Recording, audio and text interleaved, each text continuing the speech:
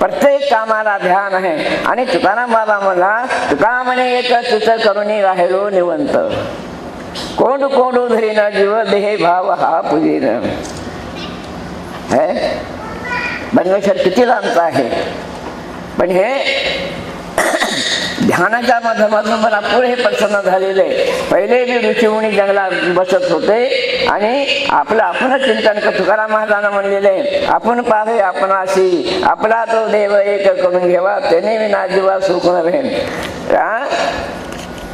हरिपाठामध्ये देवाचे द्वारी विभाग शनिवारी चारी चारी मुक्ती साधविल्या. आम्ही ह्या मंदिरामध्ये बसलो. संतांना ह्या मंदिरामध्ये हे महाद्वार म्हणतात. याला महाद्वार म्हणले, कोणी दशे द्वार म्हणले, कोणी चिरकुट म्हणलं, कोणी भुरकुट म्हणलं. म्हणजे आत्मज्ञान जोपर्यंत आपल्या आत्माचा स्वरूपाचं दर्शन होत नाही तोपर्यंत योग याग विधी येणे नव्हे शिली वाया